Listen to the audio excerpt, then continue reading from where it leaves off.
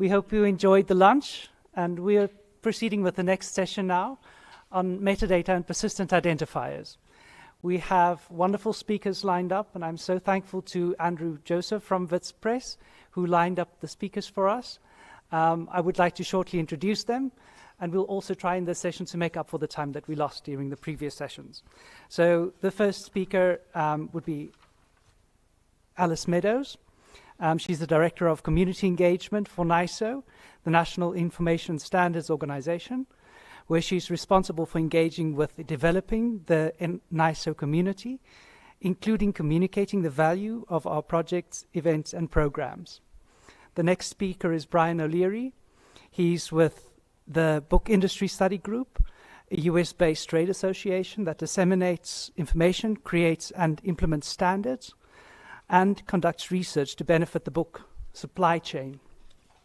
The last speaker will be Graham Bell, the Executive Director of Editeur, responsible for the overall development of Editeur standards and the management services it provides on behalf of other standards agencies, including the International ISNI Agency and the International DOI Foundation.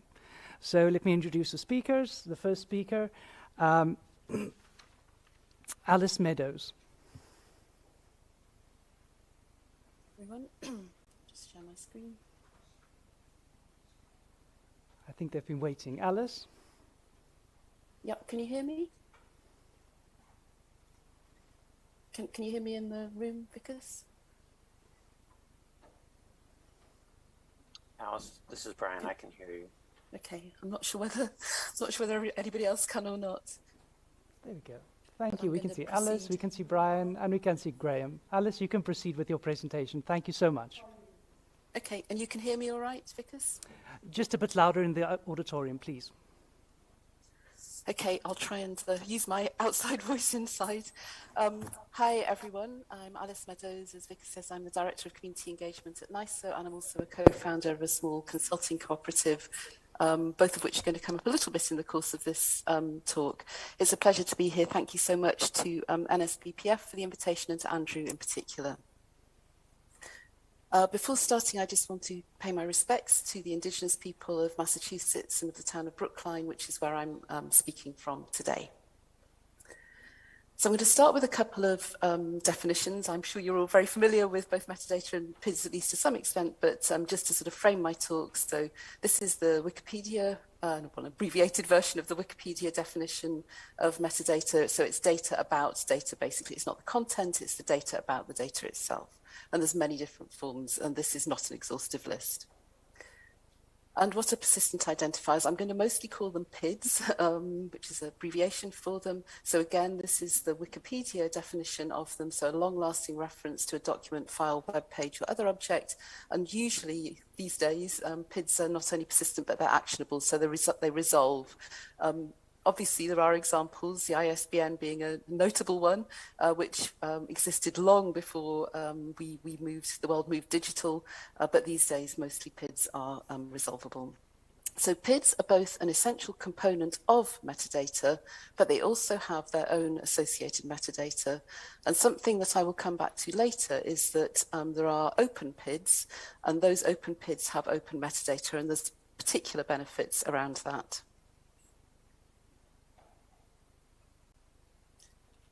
So what does that actually look like? This is a very fun screen grab of some metadata that I pulled from Crossref, actually. And this Crossref is a great example of an open PID registry, which also has open metadata. And what that means is I have nothing to do with Crossref. I'm not a member. I don't pay them anything, but I can still go in and directly from their website or their API, I can grab lots of really useful information. So I've just highlighted a few bits and pieces. You can see who the first author is here at the top of this article. This is an article I wrote some time ago with some colleagues. You can see everybody's ORCID ID. You can see the DOI. I'll talk a little bit more about all of these later. You can see the license. You can see where it's archived in Portico. There's a bunch of very helpful information. And what's particularly important is, of course, it's not terribly nicely laid out for human consumption, but this is the stuff that machines love. So this is all machine readable, which means that it's interoperable. And again, I'll talk a bit more about that in a minute. But first of all, what sorts of PIDs are there? Well, there's basically an identifier for pretty much everything at this point in the research world. So there are PIDs for people. That includes the ORCID, Open Researcher and Contributor ID, and ISNI IDs, International Standard Name Identifier. And I think Graham is going to talk a bit more about those later on. There are PIDs for places, which is things like organizations. So the Research Organization Registry, ROR, Crossref Funder Registry, which is actually being wrapped into the Research Organisation Registry over the next year or two. So those two will become one. Ringgold, which I've put in red, and I'll explain that in a minute, which is a proprietary identifier for organisations, and then all sorts of different things. Many things are identified via DOIs, digital object identifiers. Those are used for all sorts of outputs, including datasets, publications, book chapters, images, and those include, the providers for those include organisations like Crossref and DataCite, but several others as well. There are also fairly newly something called RAIDs, Research Activity Identifiers. Those will be used for projects. They're just being used in a very small way at the moment, but are likely to expand. And there's many, many more. There's IGSN's International, I'm going to forget what that stands for, but anyway, for physical objects, and many others as well. So I said I would talk a little bit about open versus proprietary PIDs, and I've done a sort of good, better, best scale here. So there's nothing wrong with proprietary PIDs. There are many of them around. These are persistent identifiers that are basically owned by an organisation, usually, but not always, a for-profit commercial organisation. And mostly they're used by that organisation to enable interoperability within the systems for that organisation's own systems. But they can be used between systems as well, between other systems as well. The important thing about proprietary PIDs is that in order to be of any value at all, they must resolve to enough information to help determine uniqueness, and they must be able to be shared under a CC0 license so that people can actually access that underlying metadata. Better than proprietary PIDs, in my opinion, are open PIDs, and this means that they have open sort of community governance and they are openly available, including all the metadata.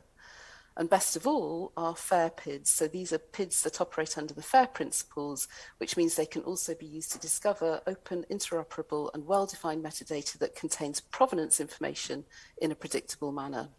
And I'm going to show you some examples of what this means in a minute.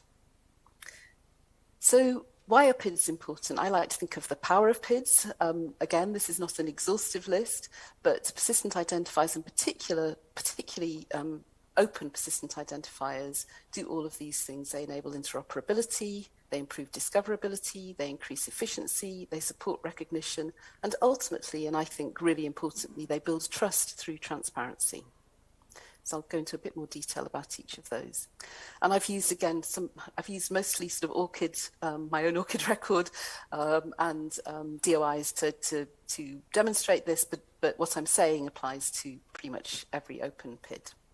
So this is a snapshot from my ORCID record of the trusted parties, trusted organisations that I have given access to my ORCID record to. And what that means is they can pull any content that I've got in my ORCID record that is not marked private. It's marked private, only I can see it. But anything that's marked public, which for me is pretty much everything, they can get access to it. They can pull it into their systems. They can also update my ORCID record with information in their systems about me. I've granted them that access. You can see here that I can also revoke that access at any time. But for me, I like being able to share my information easily without me having to do anything about it. So that enables interoperability then of my data from my ORCID record can be shared between all those different systems. PIDs also improve discoverability. So here, I like this example. I was experimenting and it worked very nicely. So this is my full name, Alice Jane Meadows. And again, I went into the Crossref interface to do this. And if I just type in my full name, which is, it's not an uncommon name, but it's not super common either. So I get absolutely nothing. Nothing down here is in any way related to me at all. But if I put my ORCID ID in here, everything I get relates to me. So it immediately improves discoverability using my ORCID ID in conjunction with other persistent identifiers, makes my work much more discoverable. PIDs also increased efficiency, and one of the things that we've been working on at Morebrains is some work with JISC in the UK to look at the value of PIDs as part of some work that they're doing on establishing a national PID strategy. And as part of this, we looked at whether it would be worth their while investing in a national PID consortium, and these are the numbers that we came out at. And what this means is it's not just efficiency in terms of money, and this, by the way, is a very, very conservative estimate. This assumed that metadata only got reused once. And of course, we all know that metadata gets used many, many more times than that. But even just assuming that each bit of metadata attached to a persistent identifier gets used once, savings are close to £6 million over the course of 5 years. But it's not, as I say, just about the money. It's also about the time savings attached. If PIDs were more widely adopted at the national level, it would mean that there are enormous time savings, both for researchers, which is very important, but also for research managers who are doing the reporting and analysis often. PIDs also support recognition. So again, using ORCID as an example here, but there are many others. This is what I have on my ORCID record. Most of it I've added myself. There's an invited positions and distinctions part of the record. There's a membership and service part, but there's also my works, obviously, and my peer review, and those have been added by other organisations. And that's important in part because this displaying the provenance in this way, being able to see where the information comes from, is one really good way of building trust. So you can see, I've added my own information to, as I say, the invited positions and the membership and service, and you can see that the source on both of these is Alice Meadows, but my works and the peer review are added by other organisations. So what that means is you can see that if I haven't added something to myself to my record, if it's been added by somebody else, that adds an extra layer of authority and of verification to that information. And making it transparent means that everybody can see that, and that helps to build trust in this information. So this is a little, it's actually an interactive image, but I'm not sharing it in the interactive version. That I think I will share my slides afterwards. So if you're interested, you can go and take a peek at this. But what this demonstrates is how, if these 5 priority PIDs, which is what have been recognised by the UK JISC organisation as the ones that they want to invest in, using how those can be used at each point around the research cycle, from funding, application, right the way through to outputs and to storing this information in repositories, how using each PID sort of helps improve interoperability and efficiency at every stage.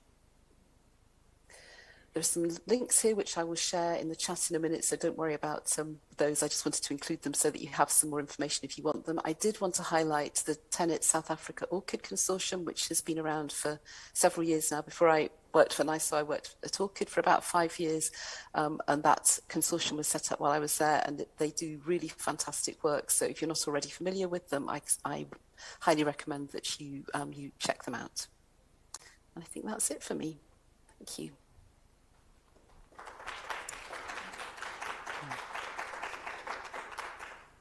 Thank you so much, Alice, for a wonderful presentation, and thank you also for highlighting the importance of metadata in increasing accessibility, impact, and citations to publications.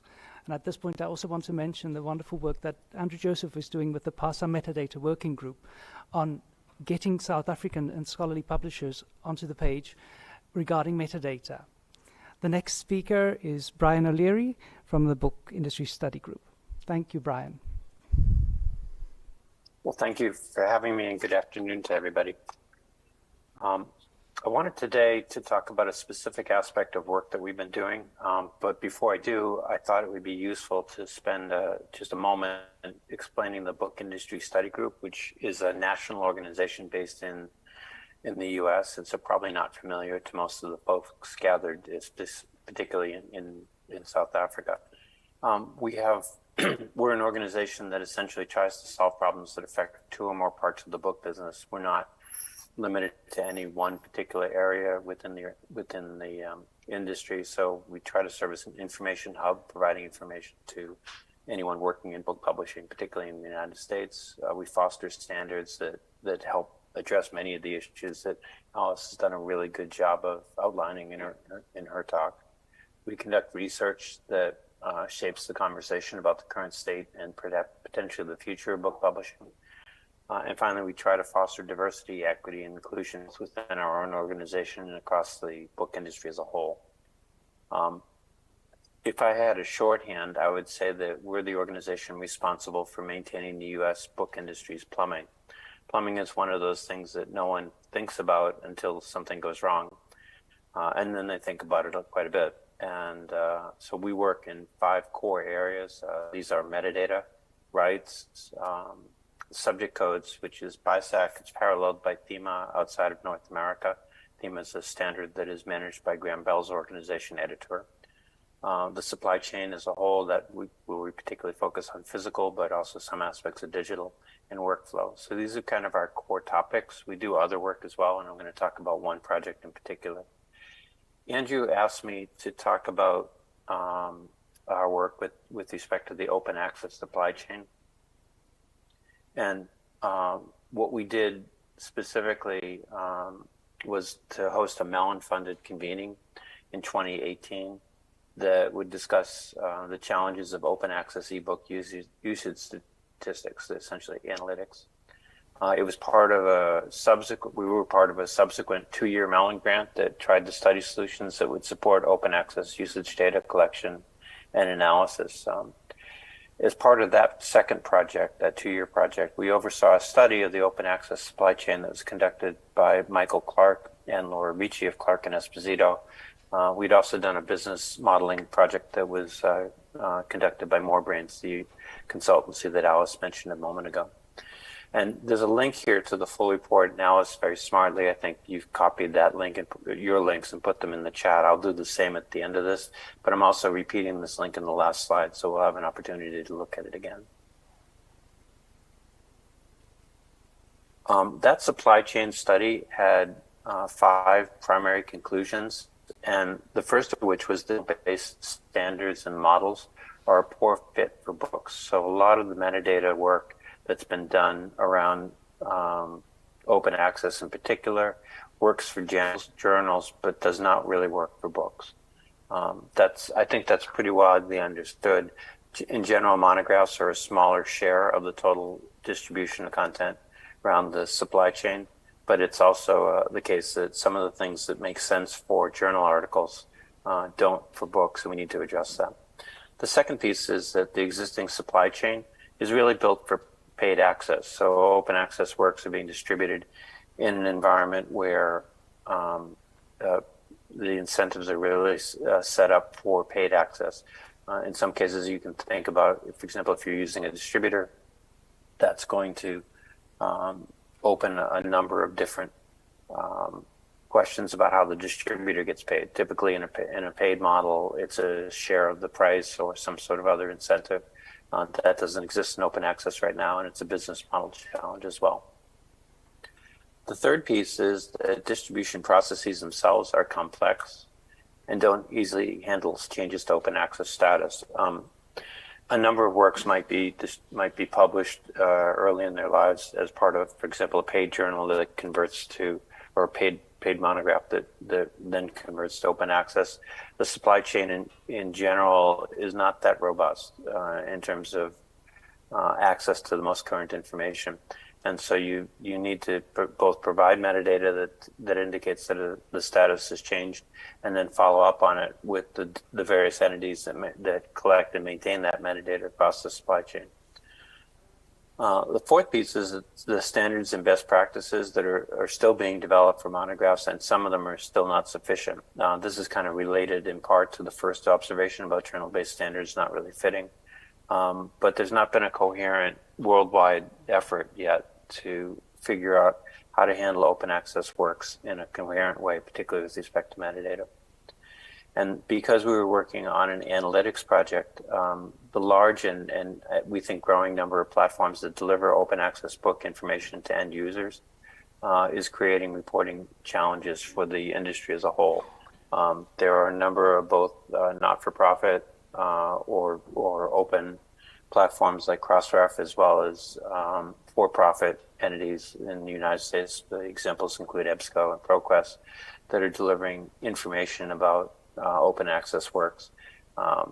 Being able to track that coherently and then to try and resolve it to provide accurate and useful data about how these works are being read and distributed is still a problem that hasn't been solved. I wanted to just end by talking about some of the next steps. The Mellon-funded projects continue. There are 2 new grants that have just kicked off, one earlier this year in April, the second in July. That cover separate projects, the July one for data trust and the April one for a set of dashboard services. The business model concerns for both of these entities still have to be sorted out. That's part of what the ongoing Mellon-funded projects are hoping to resolve. And I mentioned this link here, which is the access to the supply chain report. It's about a 50-page report, a useful document to read through and give you greater depth on the information I presented today. And as I indicated a minute ago, I will copy that link and put it in the chat so you have easy access to it.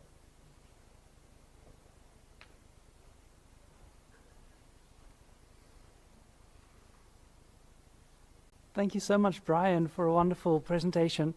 And also highlighting the challenges that the supply chain is facing because of the differences between open access and paid content, and also between books and journals, and how it doesn't often interoperate. The last speaker is Graham Bell from Editeur. Graham, thank you.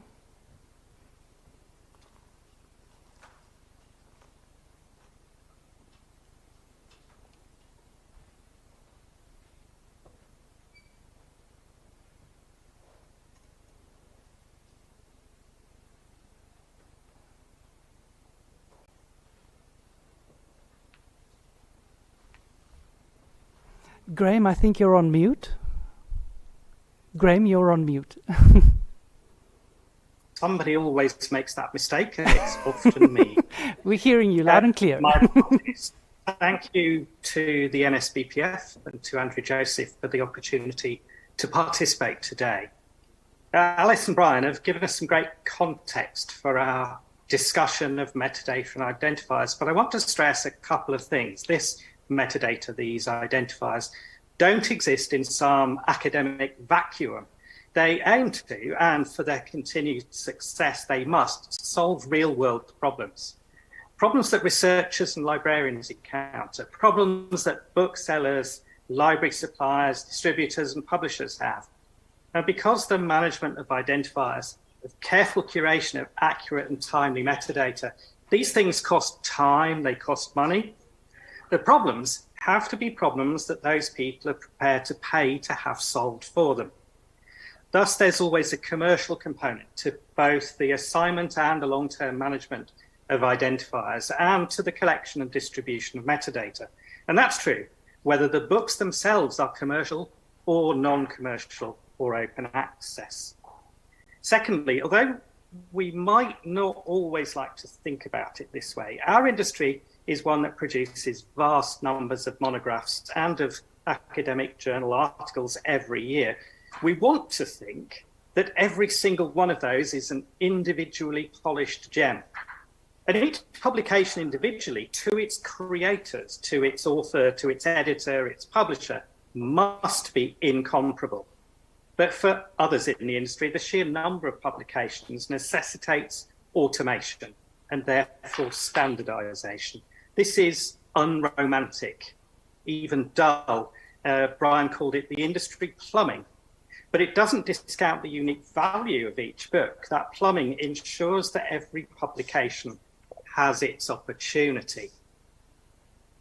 Now, a few words about Editeur itself. Our organisation, a very small not-for-profit, just 3.5 staff, we develop, support and promote a range of standards for the automated computer-to-computer communication of metadata. Specifically, we're known for the standards called Onyx, Thema, and Editex. Members of Editeur who support us financially, they also get a direct input into the future development of those standards. As a result, our standards are designed from the outset to be applicable globally because our membership is essentially global. It's important to us that editor standards are made available free for everybody, not just for our members, though. Although most publishers do buy off-the-shelf software to implement our standard, you could, in theory, simply download our specifications and develop your own Onyx or Thema-related software, if you wish. Our standards are always about the way your system, whatever that system is, communicates with everybody else's systems, and not how those systems work internally. Editor also supplies management services, as Vikas mentioned earlier, to ISNI and the International DOI Foundation. Until about 5 years ago, we did the same for ISBN as well. 50 years old and certainly the most successful persistent identifier scheme in our industry. Though notably, it's not an open scheme in the way that Alice suggested. I think it was Alice that provided us with a sense of what we mean by metadata. For us, it's all the information about your book. And some of this data is purely internal, and some of the data has to be shared with your supply chain partners. Everybody uses that data, but there's a metadata supply chain stretching from the publisher through the distributors, the retailers, to the libraries, to the retail purchasers, to the market analysts, to the search engines. A metadata supply chain. And ultimately, the metadata supply chain for much of the world, for books, not journals, speaks Onyx. Onyx looks like this. Globally, it's used extremely widely. And that metadata supply chain is largely driven by Onyx. The alternatives are less automatable, less standardized, lots of Excel spreadsheets flying around, relatively inefficient at that. Here's a simple snippet to show you what Onyx looks like, although it's just a very small part of the description of one book. As you can see, Onyx is based around XML as a syntax, and it defines a range of tags like person name inverted for the inverted name of the person. And controlled vocabularies are part of Onyx as well. That A01 code comes from a controlled vocabulary, and it tells you that this contributor is one of the authors of the book or the monograph. Onyx can look relatively simple like this, or it can look much more complicated like this one. But this isn't really that much more complex, it's just more comprehensive. This could appear in the Onyx record for a book by my old professor of geography. It has its departmental and university affiliation, it has a birth date and a birthplace, a Wikipedia reference, and yes, one of those persistent identifiers, in this case, the ISNI. You'll see that Onyx is fairly structured, but it's still relatively flexible in terms of how much information you can include. Let's take a little detour through ISNI. This is one of those international organization for standardization standards. It's a persistent identifier for all types of creators, writers and researchers, but also composers and musicians, stage actresses, visual artists, and so on. It's not limited to the world of books or indeed the world of academia. It is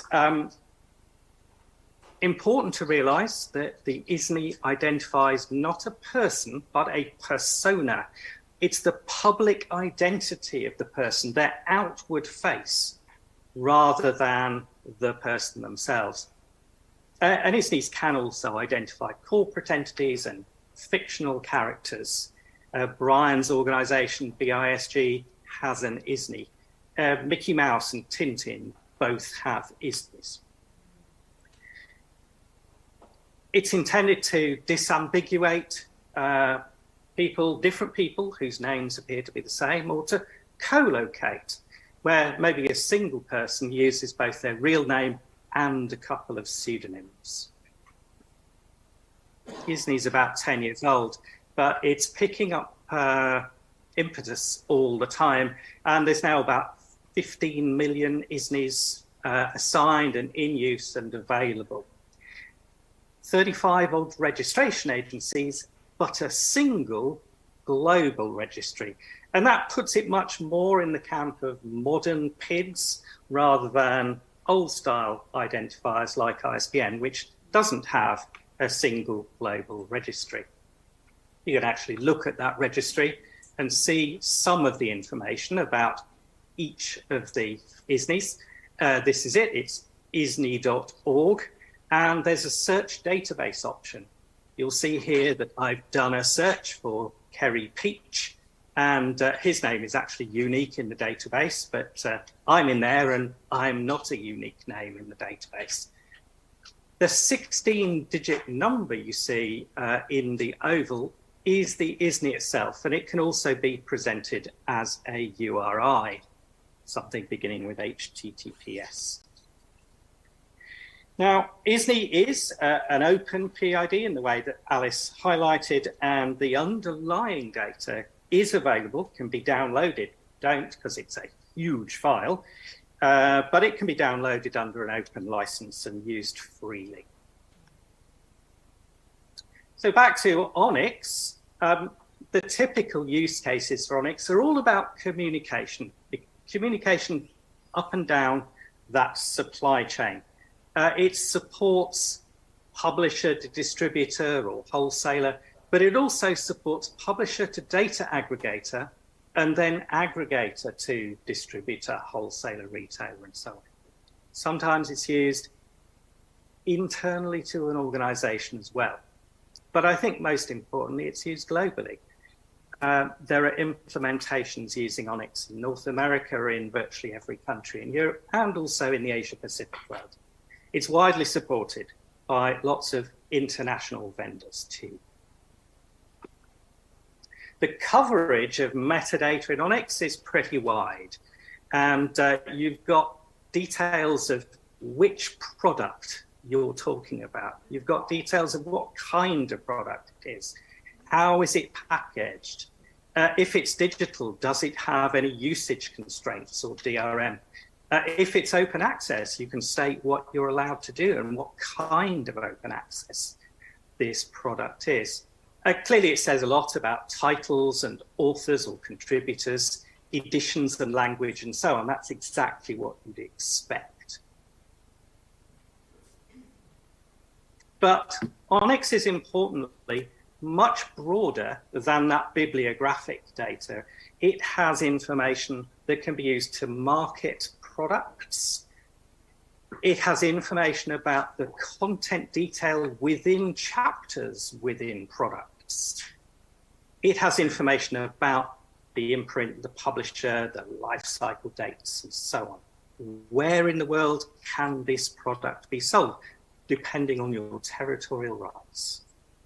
And finally, it has lots of information about markets and suppliers and prices, because ONIX is overtly a commercial message.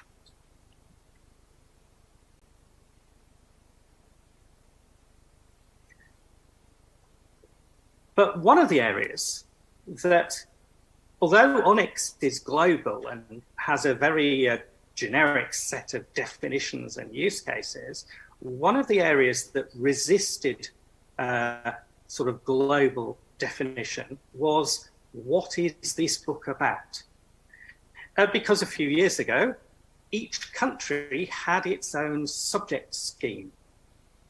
If you were selling a book in Germany, you needed to classify it using a system called WGS, Warengruppen Systematic.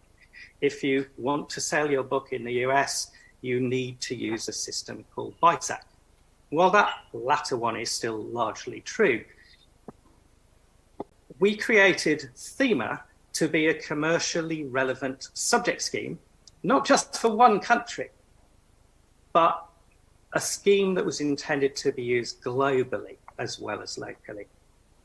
Now, I should say it's optimized for publishers and retailers and not for academic libraries. It could be used in a public library, but it's really not intended to be used in an academic setting.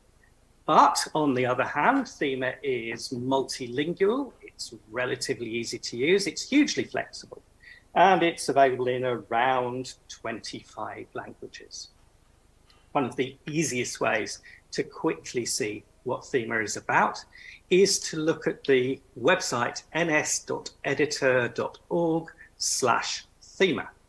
It's available in lots of languages, I said, and this shows the range of Thema categories that are available. So here you can see the top level, but if I wanted to select a book that was generally about earth sciences or geography, then I could click on that and it would show me subcategories: geography, the environment, regional area planning. Maybe the book is about regional planning, so I can see the subcategories of regional planning, and there are 3 of them there. You'll see on the left-hand side the notation. Those codes, those letters, are what go into your metadata and describe your book to everybody else. So Thema is one element of metadata that was usually communicated inside a much larger ONIX message. Here's an example. Picked a book of that may be of relevance to some of you, and we have suggested some of the Thema codes that might be relevant to this particular book. And I would actually highlight that last one, GTS, because that's one of the first visible outcomes of the interaction that Editor has had with PASA, with Andrew Joseph, with others in South Africa, because that's a code that's been newly added over the past 6 months or so, from when we were first talking about it. Now it is part of the Thema standard and could be used by anybody on relevant books. Now,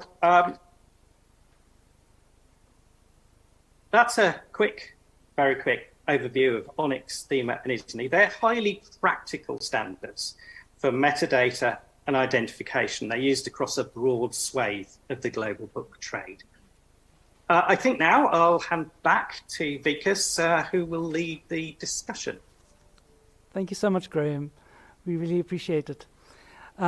It's also important in this presentation to see that metadata enables automation, firstly, and standardization, and how important it is for publishers to implement best practices when using metadata in order to ensure that information is universally findable, discoverable, and so that people can use it in the end.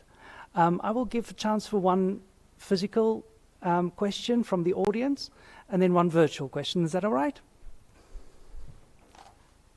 Susan.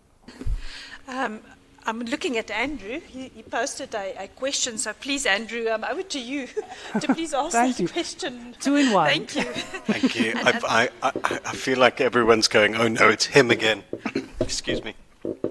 I thank you very much for the presentation, all of you, and Vikas for chairing that.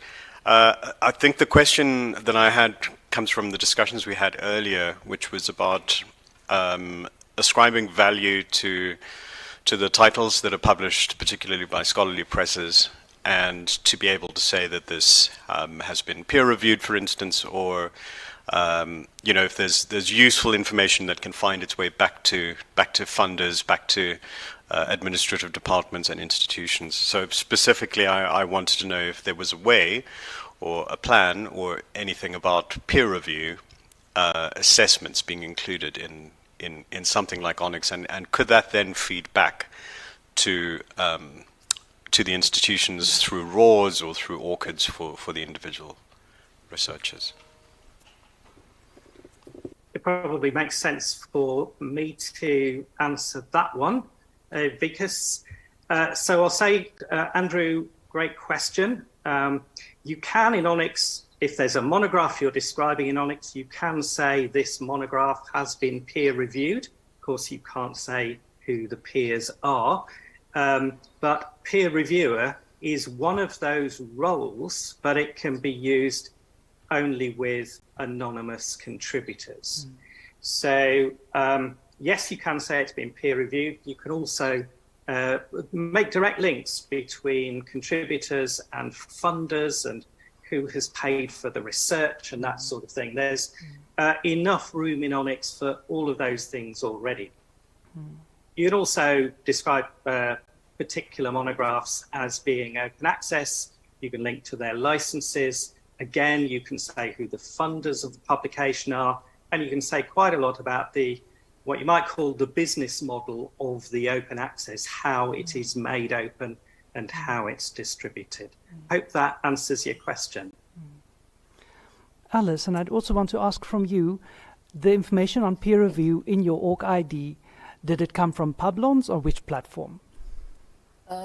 I believe in that case it came directly from F1000 Research, which is who I did the review for. And I was going to thank you, Vickers, for the opportunity, because I was just going to follow on from what you said, Graham. I believe at the moment there aren't any examples of peer reviews of books in the ORCID record. So how ORCID works is that's the peer review section is one of the parts that you have to have added by a third party. You can't add your own review activity because obviously there would be a kind of weird conflict of interest type thing going on there. So it has to be added by a third party.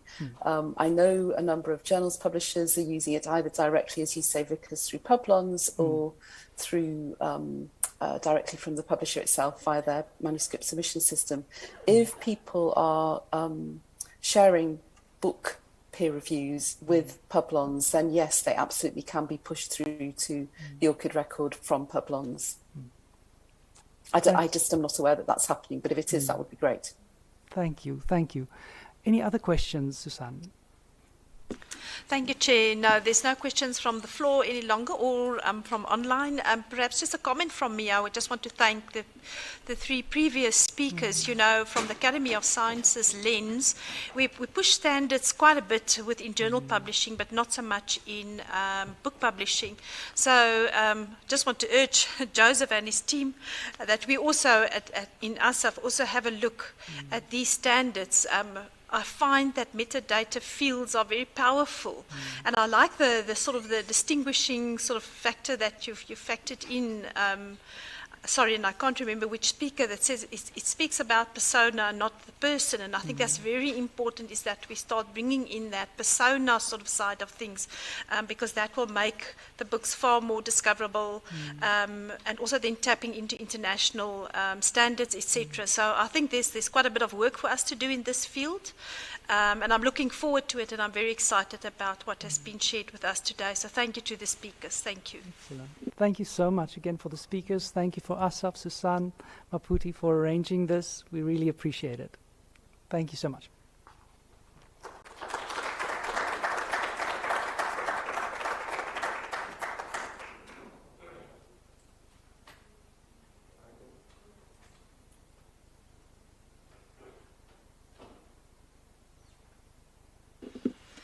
Please, may I request the technicians up there to please project Professor Crane-Sudin's PowerPoint. Thank you.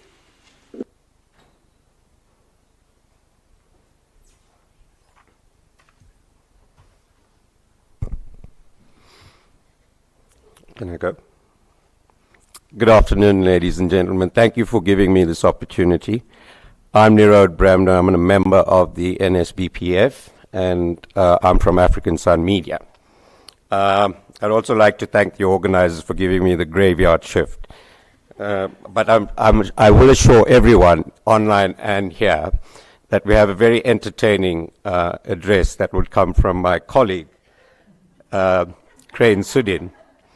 On my panel this afternoon, I'm privileged to have Professor Crane-Sudin, who's a former DVC at UCT and the former CEO of the HSRC, and as you all know, has its own press. So that also reported into him, so he's quite aware, acutely aware, of the publishing landscape. Furthermore, he's authored several books and written hundreds of articles, so it makes him quite an expert on the subject. I'm also joined by, well, I was supposed to be joined, let's give apologies for Professor Aslam Fatah, who took ill all of a sudden and was unable to make the meeting here today. He was looking forward to it, but unfortunately had taken ill at the last minute. Finally, we have Ms. Ujala Satgur, the Executive Director of UCT Libraries. Ms. Satgur is the former chair of the Higher Education Library Association of South Africa and has sat on various national and international library organizations in various capacities. My topic is diversity and ensuring diversity in academic or scholarly publishing. And I think that one of the speakers earlier alluded to the fact, I think it was Barbara Boswell, that publishing is political. And I think, and in her choice of publisher and in her choice of looking at the ownership of the publisher, etc.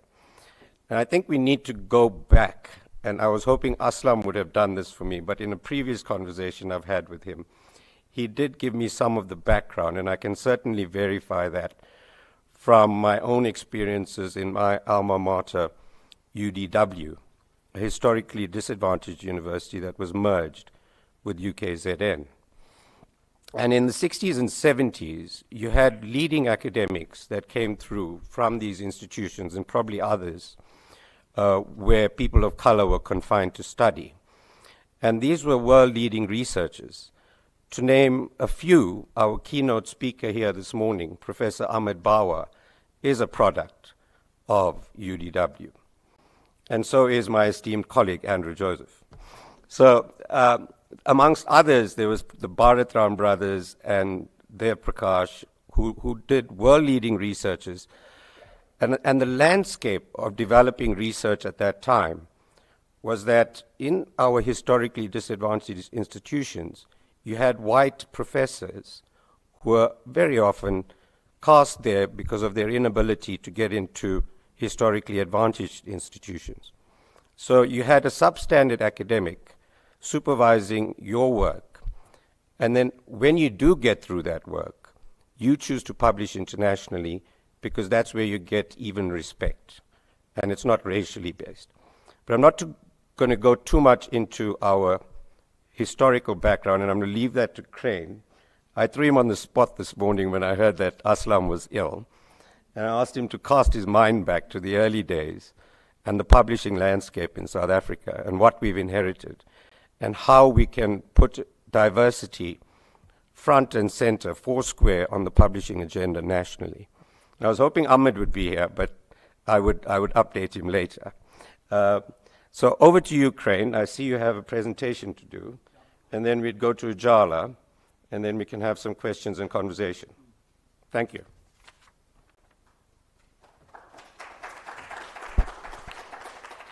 Okay, thanks very much, Nirod. Can you all hear me, colleagues? Okay, so I am by no stretch of the imagination an entertaining person.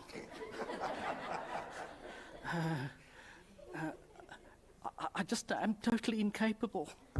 So please don't ask me to make a joke. So, but thank you very much for having me here, and thanks for asking me, Nirod, and all of you. There's a great deal to talk about around these questions of diversity, and I could, on the spot, be talking to you historically, and hopefully a little bit of that could emerge in conversation. But that's not what I had prepared. But I'll try and bring some of that into the presentation. I'm essentially going to build on a point that came very early this morning. I think it was you, Veronica, who said that this relationship between what was published, and the state of our universities was absolutely central. And that's the fact of our university lives over the last almost 200 years.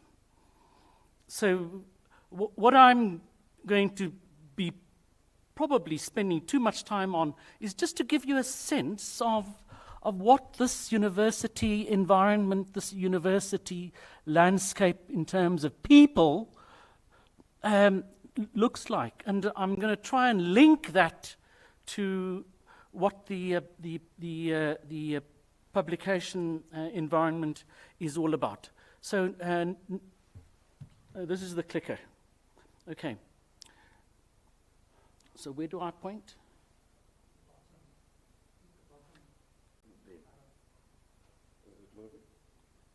I'm hitting the bottom.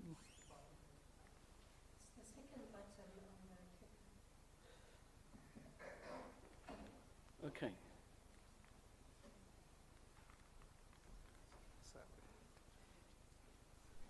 Emmanuel, please click for me on the screen.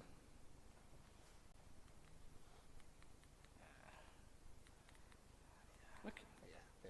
All right. Okay, thanks. So there was an earlier slide, but I'll skip that. And essentially what that slide was meant to do is just give you a sense of what I'm going to talk about. But I begin with this slide. Now, some of you may have been present when Nico Kluti was talking about the state of universities on the continent. And it comes out of a project that Nico Kluti at that point did called Herana. And it was a big survey of the major research-intensive universities on the continent. And the essential conclusion to which he came was that these institutions on the continent are in major trouble. The major publishing is coming out of South Africa on the continent. He makes a sideswipe comment. Some of you who might know Nico will know that he's capable of saying anything. He makes a swipe comment down that slide about the state even of the South African university sector. But he doesn't do what I think had to be done to explain why it is like that.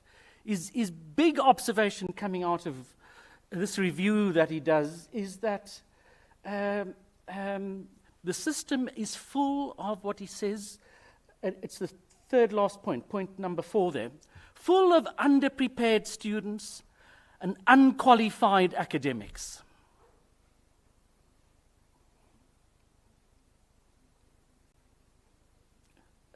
That is a constructive silence. And unfortunately, that is true. And we're having to deal with that. The reality, and this is where these questions of diversity become really complicated, and where the publishing community, I think, can be playing a really constructive and helpful role in trying to turn all of this around. Now, let's just have a look at how this shapes up. So, it's really extraordinary what we inherit when we come to 1993. When just before democracy. So it's extraordinary that at that particular point in 1993, we have something like only 180,000 students who are classified African in the higher education system. And they're probably double the number of white students. The participation rate for African students at that particular point would have been under 1% in the system.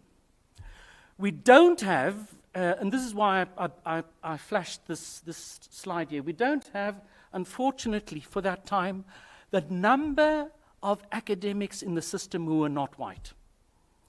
We haven't got those statistics absolutely clearly. So the first time those statistics start appearing are in clear form are when the CHE begins to do population aggregates of what's going on in the system. And here, look at the figures for 2003. People who are classified African constitute, who are academics in 2003, 23% of the academics in the higher education system. That number improves to 25% by 2007. The percentage of white academics is 62% in 2003 and 59% in 2007. Now, I said to you, we don't have the figures for 1993, but I would wager you that that number is way, way below even 10%. And so that's the base of which we come. And the important point to acknowledge is that we have incredible progress in the system. Incredible. So when people say, and I get involved in a lot of this, Chief, I sit on lots of committees and I'm present in many institutions where these things are the subject of discussion, and it's often in response to what happened in 2015. Why is there that echo? Okay. And, where people say nothing has happened, nothing has changed in the system, it is not true. A lot has changed. And that change is particularly marked in our student demographics. We now have in the system, now in 2021 figures for which we have, and I'm not going to show you the figures, the number of students who are classified African in the system are over 800,000. This is from fewer than 200,000 in 1993. The number of academics, African academics, has also increased here. So in 2014, the number of African academics was 17,000. By the time we get to 2019, 5 years later, it's 24,000. So you're seeing movement here. But it is the same movement that is taking place, and I'm a sociologist, that is taking place in the South African, what I call social formation, the South African structure. One of the most important tip-overs and changes that has happened in the structure of the South African society is the growth of the African middle class. That middle class increased from 350,000 people in total in 1993 to anything up, and here we sociologists and economists are in an argument around that, any number from 5 million to 14 million. I mean, that's what has happened. But the big thing about this middle class is that it is a fragile middle class. It hasn't got the same degree of stability, if you like, that the established white middle class has coming from 1950. The established white middle class comes to, like the white middle class in the United States, all of these affirmative action things that happen after 1950. The white middle class is affirmed in an incredible kind of way, so that by the time you get to 2019, it is 4 generations deep, right? It's built, its foundation. This is not the case with the African middle class. It is fragile. And so it is also in the academic community. It is growing, but it is absolutely fragile. And we have to confront that. So these are the current numbers. A feature of this fragility is evident in these appointments. So there are 24,000 academics who would be classified African by 2019, but look how many of them are temporary. 16,000. Only 8,000 permanent appointments. And this fragility is, and I'm not going to stay on the slide, this fragility is evident here. Out of 2,174 professors in South Africa in 2012, 29% are women and 14% are black. Of the 303 black professors, only 43 were women. That is in 2012. That number hasn't changed significantly since then. The university from which I come from, to this day, has fewer than 5 full African female professors. There are now a few, but there are fewer than 5. And this is the situation around the country. Of ASAF's 633 members in 2021, women made up 29% of that membership, and black people 33%. The number of female African A-rated scientists, I wasn't able to properly go through that list. The list is available, and I am aware of only one. It is really quite an extraordinary thing. With the NRF's clustering system of ratings, sorry, I said the ASAF rating system. I mean the ASAF membership of fellows. And sorry, I'm confusing you. I'm not talking about ratings. The ratings, many more people are being rated in institutions around the country. But the majority of the rated people sit in 3 institutions, and they're largely white and male. Wits, UCT, Stellenbosch, increasing numbers out of universities like University of Pretoria. UJ now has a few, and it's really interesting. So the big point to make in just concluding this talk about the structure of the higher education system is that it is in motion, it is changing, but it needs a whole lot more consolidation, strengthening, and affirming of people in ways which I'd like to say higher education is trying, but we need a whole lot more of it. And this is here where I think that the publishing community can be playing a role. We've been talking about this all day today, about the structures of these established academic presses, and I'm very glad we also raised the question about these other presses that are also publishing academic texts in the country, a whole lot of them, and how much they are doing, and they clearly need to be spoken about. But these presses are too small. I've been very involved in the presses for the last 10, 15 years. When I was at UCT, I was the chair of the UCT publication committee for a little while, and the point about them is, and I love this discussion that we've had today about the models for trying to make this whole enterprise a very much more sustainable enterprise. I know in all of the institutions in which I've been involved, it has been a question every single time of bottom lines. And it's never been about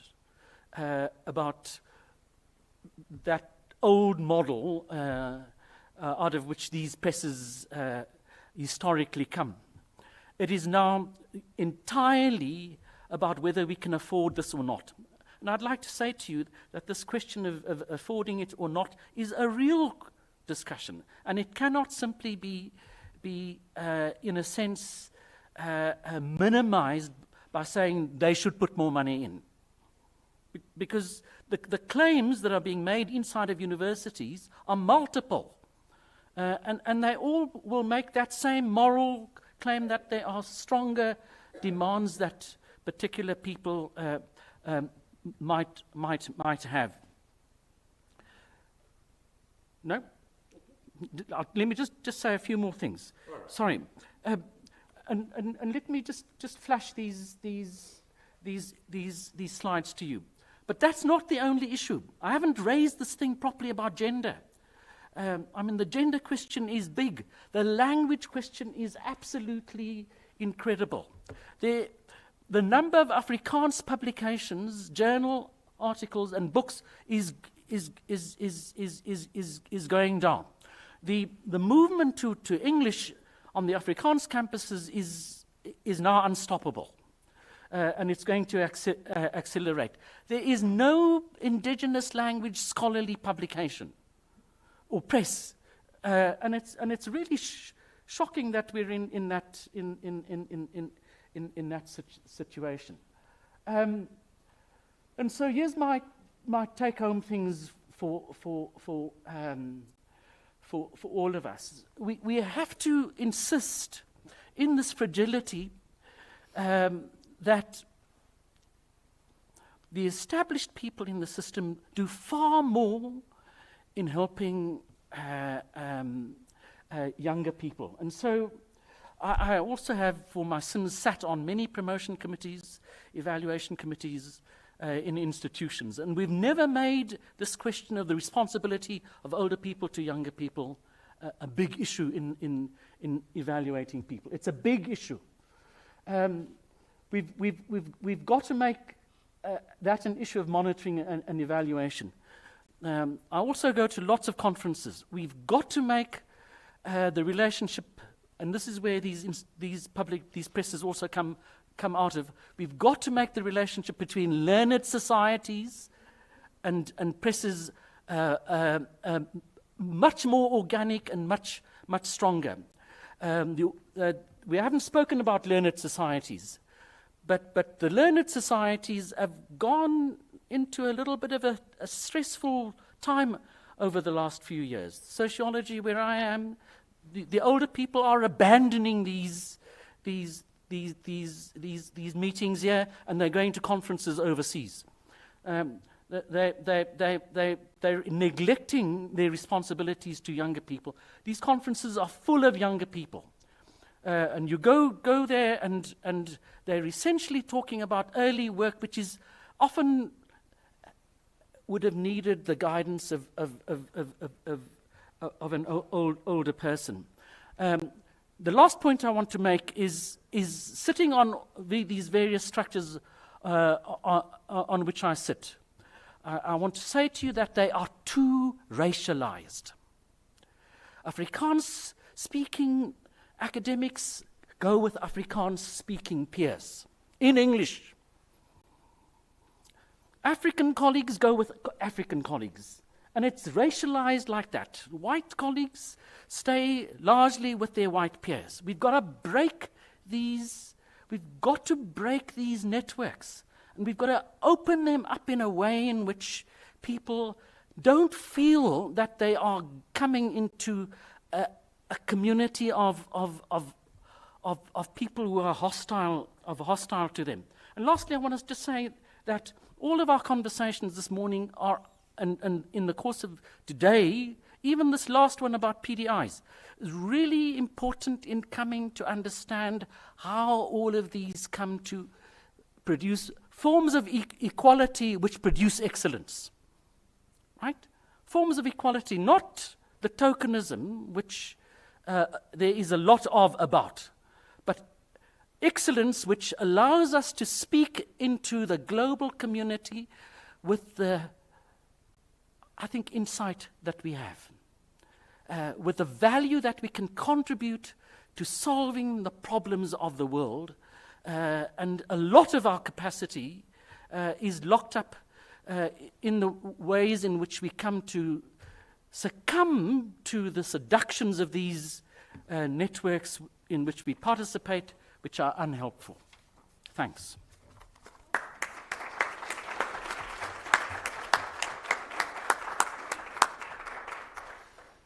Excellent presentation there, Crane. You are still wrong on one fact. You are very entertaining, and I'm sure everybody quite enjoyed that. I now would like to cross over to Ujala Satgur. Some of you in the room or in the publishing industry may be aware that she recently managed the take-back of UCT Press from its operator, Juta, and has opted for the open access route. So, Ujala, if you could talk us through some of that journey, and also on ensuring diversity, and it's placed high up on your agenda at UCT Press, and how you intend to achieve that.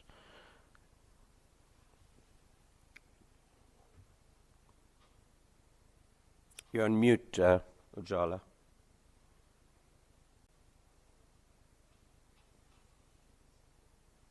There you go.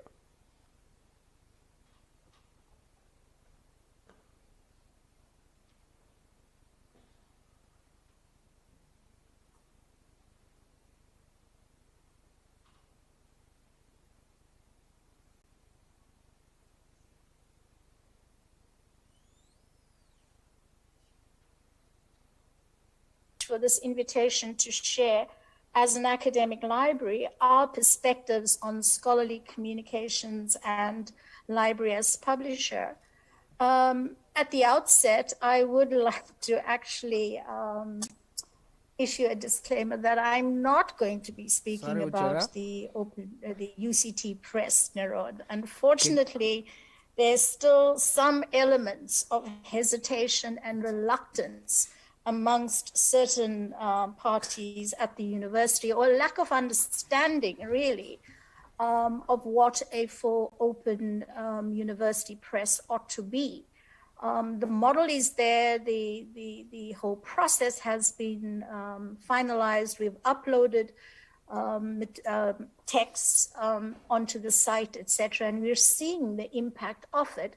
But the reluctance to migrate to a full open UCT Press is still very evident, and so at this point in time, we're still negotiating that. Although the press now resides within the library, which I think is a very, very important step. So on that note, I am going to continue with my presentation, and maybe at your next colloquium or symposium, we could present the open UCT Press model. I wish to acknowledge my colleagues, Dr. Reggie Raju, who is Director of Research and Learning, and Ms. Jill Claassen, who is our section manager on scholarly communications and research, who lead and guide the implementation of scholarly communications and library as publisher within UCT libraries.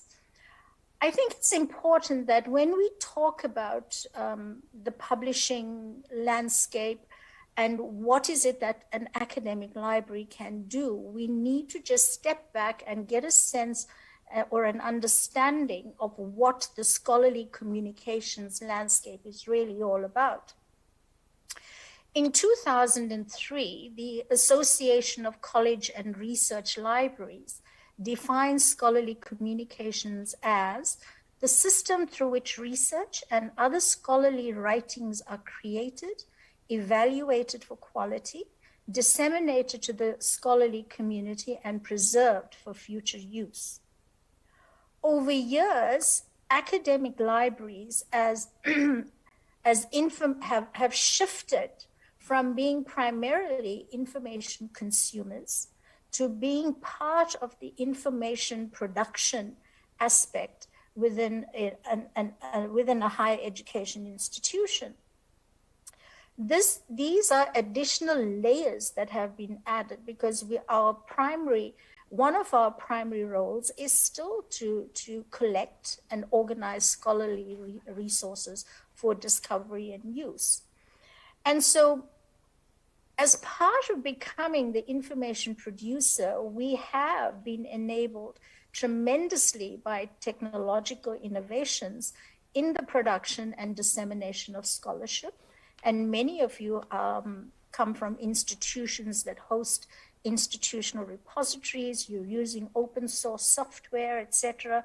And so the skilling, the upskilling of staff. Ujala, sorry, may I just interrupt you for a second, Ujala? Sure. You need to put your screen on presenter mode because you're not sharing at the moment and it's not moving. Oh dear. Okay. Now I knew this wasn't going to work. Okay. Let me stop sharing. Let me see, because we did test it. Right. Okay. The bottom of your screen. There we go. Is that in share mode? Click. No. What are you seeing now, Nirod? Are you seeing? We're not seeing the presenter mode. Okay, can you go up to slideshow on top? Slideshow by file, home, insert, the slideshow next to animation. Gosh, this is crazy. Okay. Yeah. Do it like you're doing a normal PowerPoint presentation. I'm doing that. Unfortunately. Go on slideshow on top. Sorry, I can't hear you. There's a tab called slideshow on top next to animations and transitions. On top, go up, up. I am going up. Up a little bit more. There, the slideshow, there's a tab on top. You don't. Sorry, I can hardly hear you. If I can come in, can you hear me better? I can. Much okay, so better.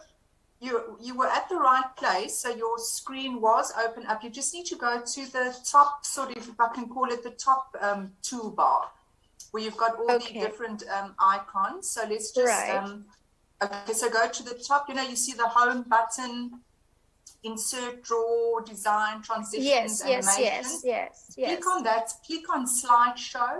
Sure. And then say resume slideshow. Let's see what happens. Or from current slide, yes, try that. Okay, let's go here.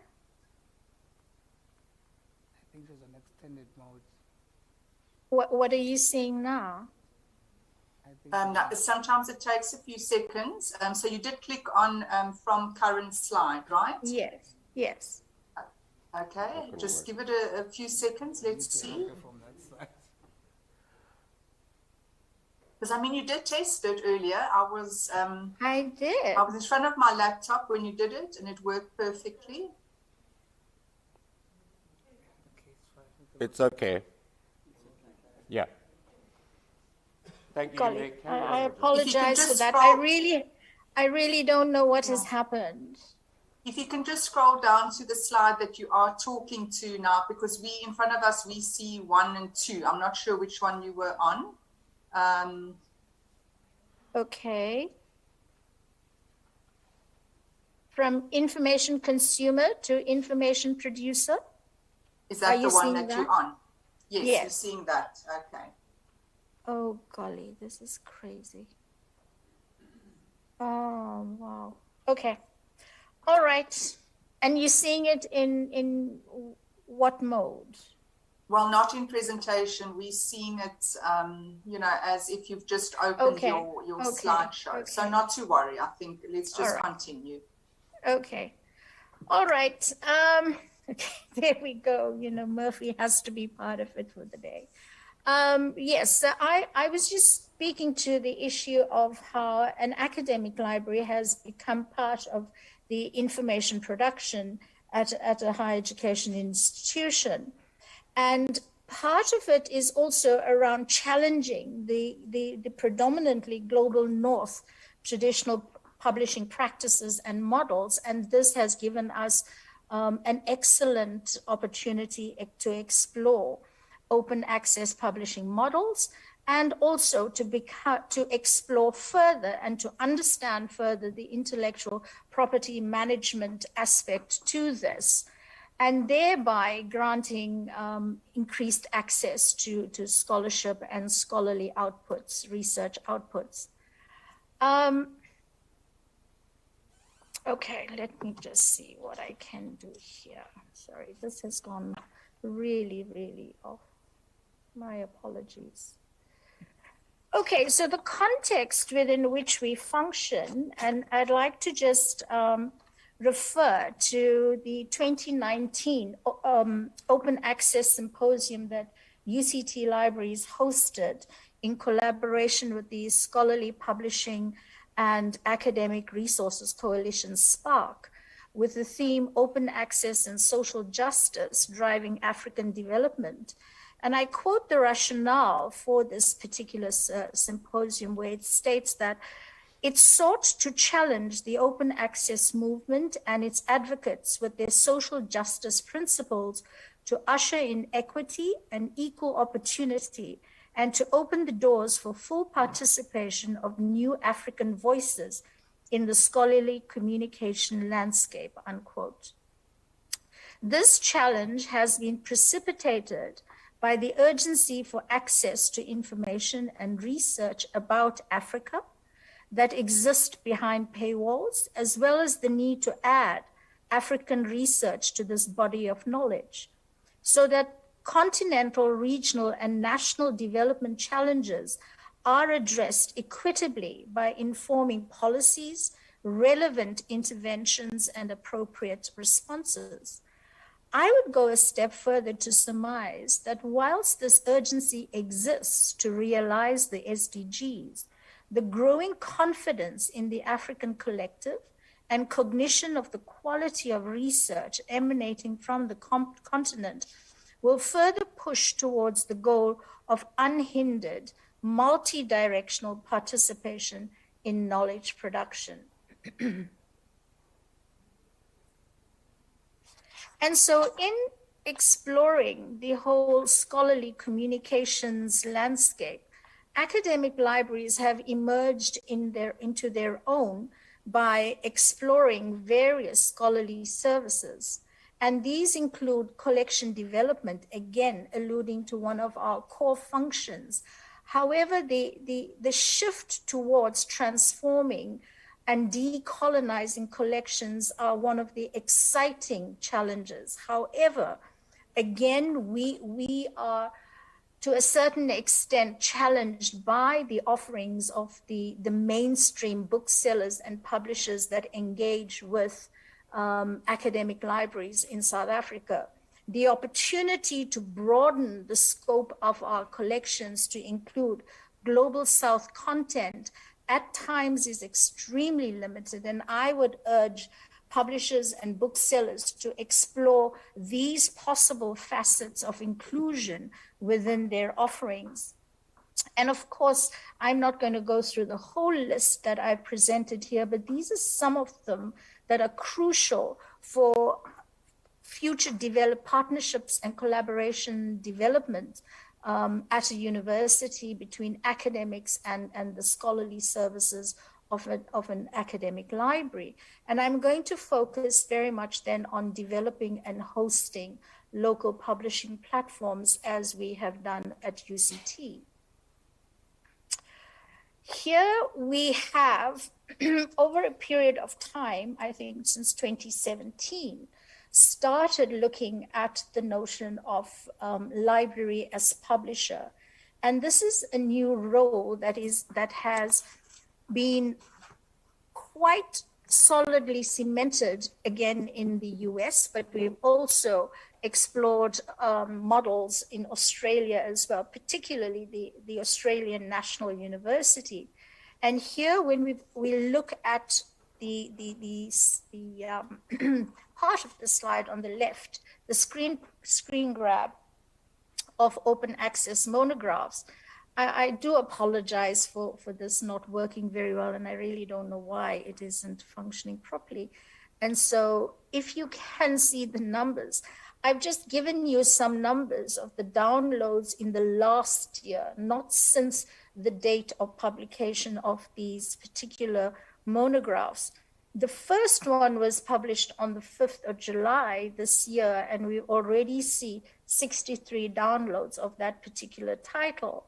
I want to refer you to the title at the bottom, and this has become one of the noted health sciences open access textbooks on the otolaryngology.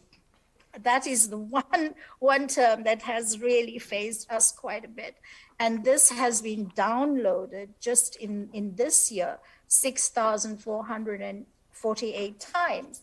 This particular textbook has been seriously advantaged by the different types of insertions, the video clips, the audio clips, etc., that have been inserted in this particular publication.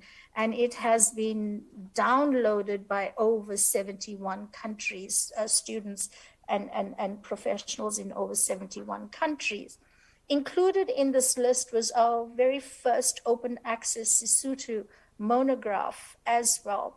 And this was published by an academic at UCT. And it's targeting teenagers at school and the issue of teenage pregnancy. And it was very well received. And we've had already within this last year over 1,300 downloads. A huge feather in our cap has been the constitutional law textbook, which also won an award, won the Diversity, Equity and Inclusion Award from the Libraries Publishing Coalition. That is a coalition of university academic library publishers in the US, with a few members from outside of the US. And we have in this last year 75,000 downloads. And this particular textbook was written by it's actually a guide to the textbook on constitutional law. And it was written by students who participated and passed the program, obviously, but felt there was the need, there was a gap, and they seized that opportunity to write a guide to the mainstream textbook. So in embracing the library as publisher, Jill Claassen shares their observations, particularly the team that has been involved in it, that you see the wide dissemination, visibility, and equitable access of materials. And I think what has grabbed everybody's attention is the span of the reach of these materials as well. In terms of publishing costs, there are minimal costs to the author, and any related technical costs for publishing are picked up by the library's budget. Diversification, here again, it is an opportunity for young academics, new academics to publish.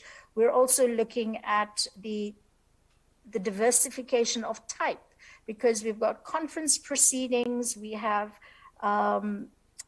monographs, we have textbooks, etc., that have been included in here as well. You're looking at multiple languages being explored. You're looking at adding other voices, like I mentioned, and other types of inclusion of formats as well. So I think when we have to look at this particular model, we use a central publishing platform, and capacity building is crucial for the success of this. According to the Library Publishing Coalition, library publishing distinguishes itself from other publishing models by a preference for open access dissemination, as well as the willingness to embrace informal and experimental forms of scholarly communication and to challenge the status quo. And so in advancing or expanding the library as publisher platform across the continent, we have initiated, and this again is a testimony to the innovation and the futures thinking of the staff that are involved in this. And here we see the creation of the continental platform, the African continental platform. And we've initiated a memorandum of understanding with the Association of African Universities. And through their aegis, we have been able to host several workshops and training opportunities for universities on the continent. And most recently, there was a 3-day workshop in Namibia, hosted by UNAM, and involved also certain government entities therein as well, towards mainstreaming open access and open access publishing. Here again, this is an attempt for the African research community to take ownership of creating and sharing its own scholarly content and its output. Here again, the diamond access model is key to this, whereby knowledge is free for access for the reader, and the author does not pay to publish at all. Here again, it is a common platform, but each institution retains their own identity and branding, which again is very important as for the collaborative initiative as well.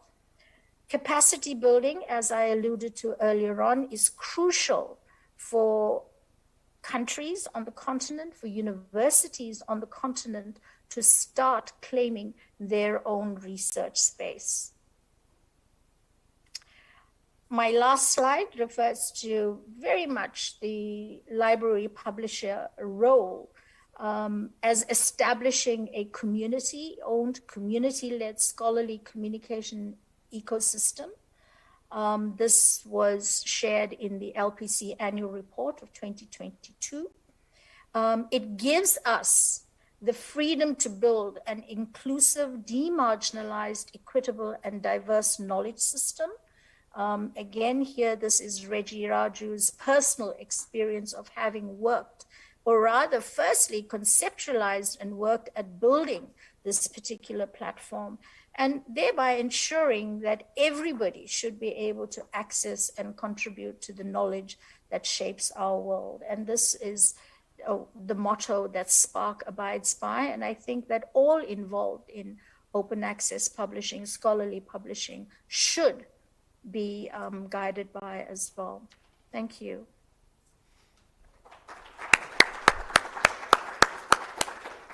Thank you very much, Ujala, for that very interesting insight into library as publisher. I'd just like to answer Crane's challenge about publishing in indigenous languages.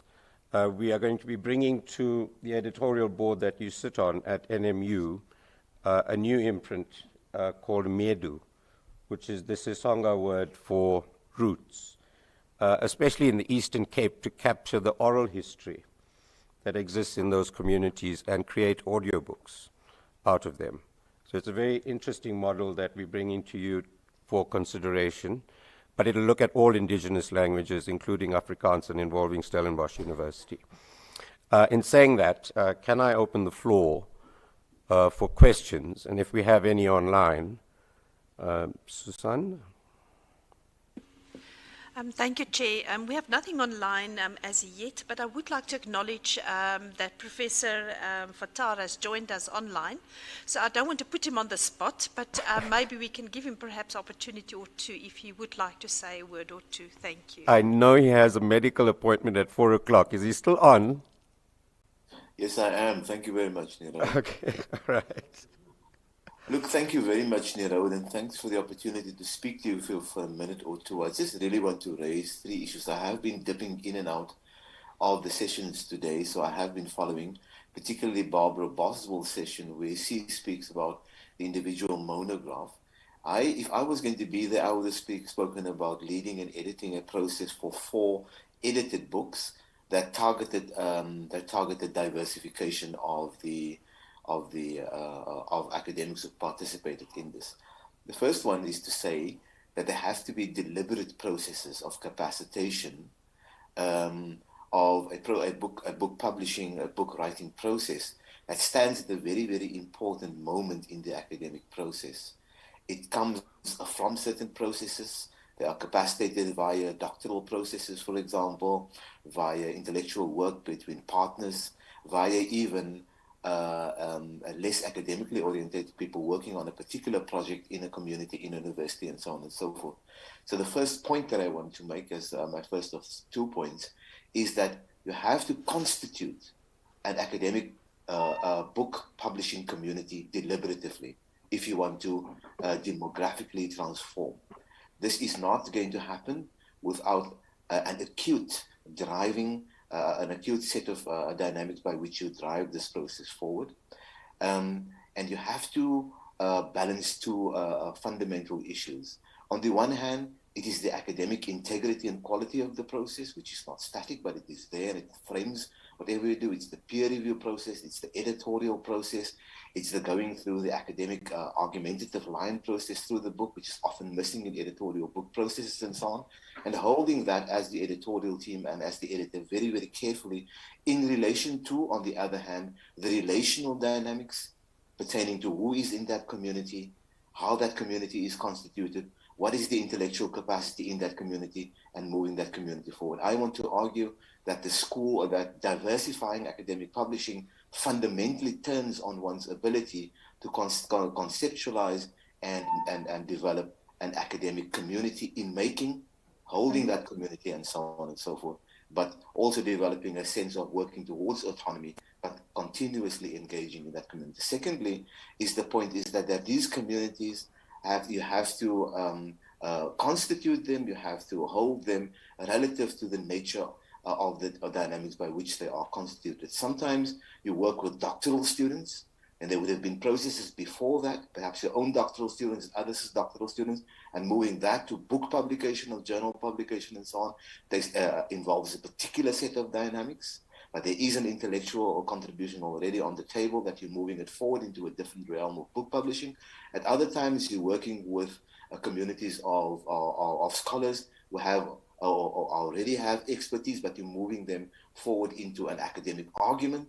You're making that argument coherent, and fundamentally, and each of these processes require deliberative, community-based dynamics. In my case, in the 4 book publications, my last point was that it takes between 2 and 3 years to constitute that community, to bring that community together periodically, to work diligently with that community, and to capacitate and to develop in such a way that you can bring academics' capacity to the forefront in their ability to write these books. Thank you very much. Thank you very much, Aslam. In closing, are there any other questions or comments? Okay, could I ask on Professor Sudin to just make some closing remarks, and then we can conclude. And sorry, Roshan has a question. I was looking for my notes, but I've written very badly here.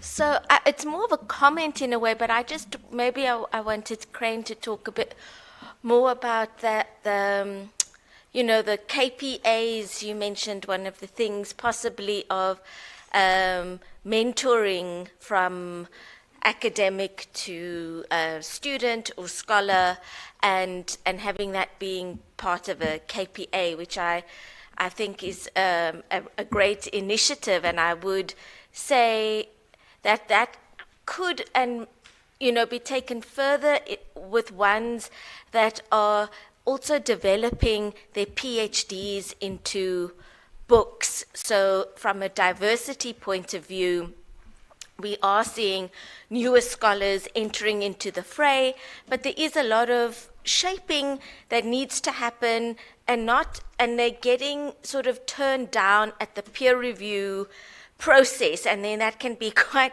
brutalizing for a newer writer. So it feels like there's also that mentoring that could happen on that publication, preparing them for publication. And then I also wondered if we couldn't extend that to getting more peer reviewers into the system, because getting diverse peer reviewers and growing the peer review pool also feels like it needs a kind of incentivization. And I did a very broad brush strokes, assessment of the racial demographics of authors that we published over 10 years. And we definitely have seen an increase in our Black male authorship base.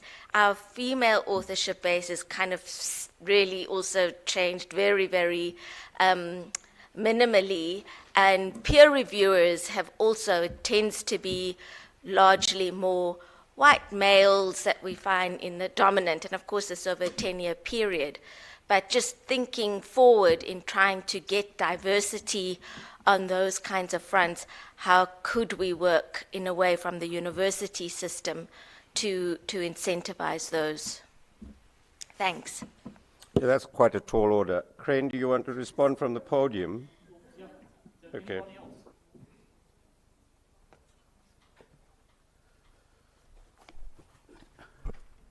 So, I can't answer your question explicitly, except to say everybody has to do more.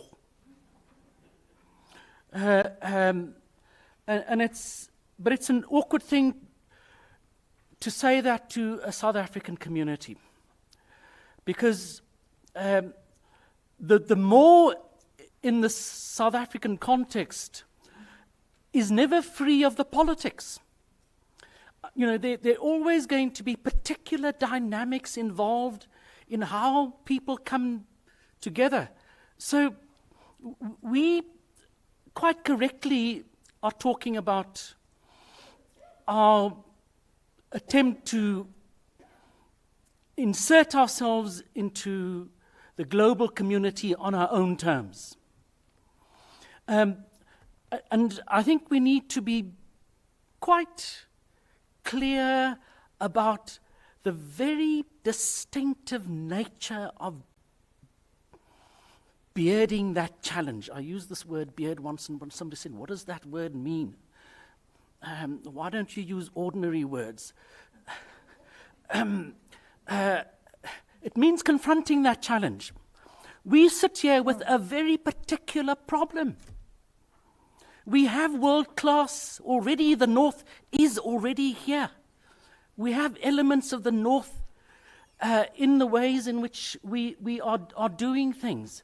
But we are very aware of what the shortcomings of those elements of the North are. And so this discussion about experimenting in all kinds of ways, I think is what we're needing to do.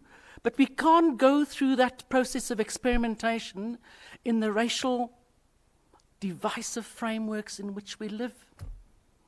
I mean, those frameworks are so, if you like, debilitating at every single point of the step, because kindness is, if you like, past in racial terms. And it does come with racial baggage.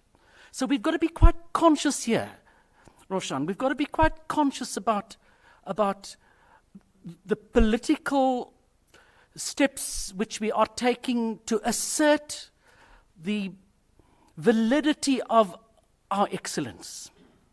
And it's not it's not something which you can bring somebody like myself here and to say to you, here's a plan to make it work. It's got to involve all of those things. Some of the things that Aslam is talking about, are elements of that. But it's got to be brought into the structure of all of these institutions, in which we find ourselves. And we mustn't be afraid of wanting to be good, which a lot of the time we are, And so we have in our structural system this idea that international is better. And it's bad. I mean, that's problematic. And we get patronized by these internationalists like that. So we've got a lot of thinking to do about how we proceed. But the best way, and this is my same thing I say to universities and schools, the best way, let us talk about our experiments. Let's talk about these initiatives that we are undertaking and how they are working, and if they're not working, why are they not working, and be diagnostic like that. So let us concentrate on what we are doing and make that the empirical basis on which we come to an understanding of where we might go. We might learn something about ourselves in the process of doing that. We are not going to learn by simply copying other people, because these other ethnographies, these other ethnographic, these other social situations which all of these other colleagues are talking to us about are valuable, but they are not the complexity with which we are having to deal with here. So it's deliberativeness, but there has to be generosity on the part of all of us in entering into all of this. And the nature of that generosity is not just kindness, it is wanting something better. Wanting something better for all of us.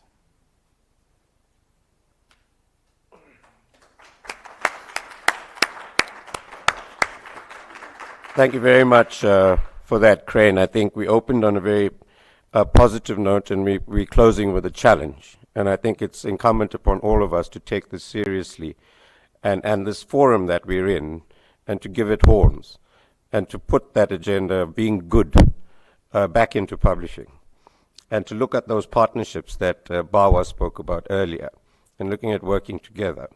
I think that's clearly come out in our deliberations today. And in saying that, I'd like to hand over to Prof. Tomaselli to make some concluding remarks for today. Thank you.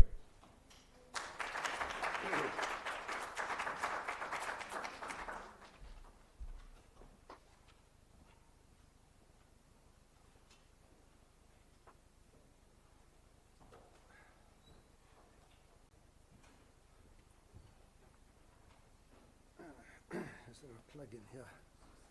I forgot to charge my computer, so I'm looking for a plug. It's too dark, I can't see anything. Oh, there we are. Right,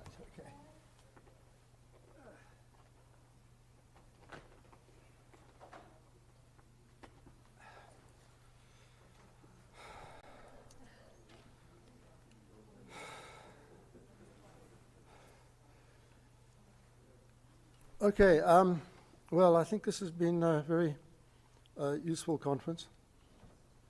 I'll save the thanks for the end, because there's still some issues I think we need to put on the agenda, if not resolve at this point, and which I know have been bothering the Book Forum members over the last 3 or 4 years.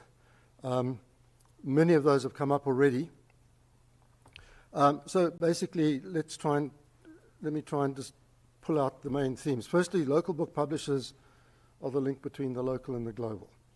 They indigenize our knowledge while valorizing it internationally.